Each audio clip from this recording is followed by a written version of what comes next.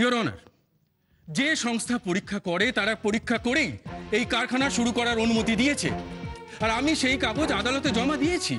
কিন্তু your honour, ওই সংস্থা যখন সার্টিফিকেট দিয়েছে তখনও কারখানা চালু হয়নি। তারা কারখানা চালু করার অনুমতি দিয়েছে, এটা ঠিক, কিন্তু কারখানা সব নিয়ম মেনে কাজ করছে কিনা সেটা কিন্তু দেখা হয়নি। ওদের উচিত আর একবার পরীক্ষা করে দেখা যে এই কারখানা সব নিয়ম মেনেছে কিনা। খালে যে বর্জ্য পদার্থ পড়ছে তা আদৌ ক্ষতিকারক কিনা, বাস এইটুকুই আমার দাবি। মিলন, ইওর অনার, আপনি তো শুরুতে বলেছিলেন যে খালের জল পরীক্ষা না করে কি করে বলা হচ্ছে যে খালের জল দূষিত। তা আমি তো আপনার কথাই বলছি যে খালের জলটা পরীক্ষা করে দেখা হোক, এতেও আপনি আপত্তি জানাবেন? অর্ডার, বলুন কি বলবেন।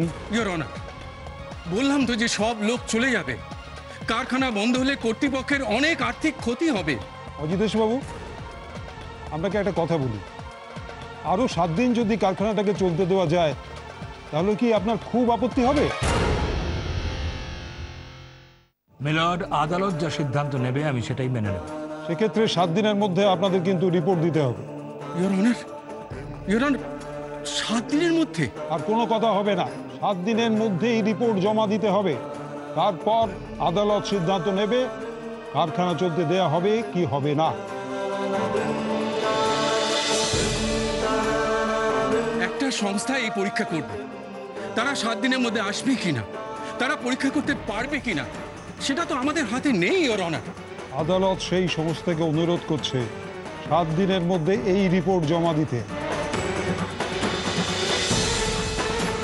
তারপরেও যদি দেরি হয় তাহলে 7 দিন পর থেকে ততদিন ওই কারখানা বন্ধ রাখতে হবে যতদিন না রিপোর্ট জমা পড়ছে।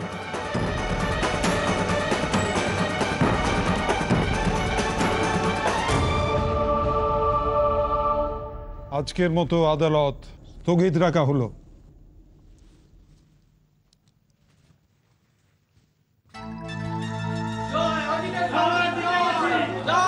আস্তে আস্তে আস্তে আস্তে আস্তে, আদালতের ভেতরে এত শব্দ করতে নেই। চলো সব বাইরে চলো।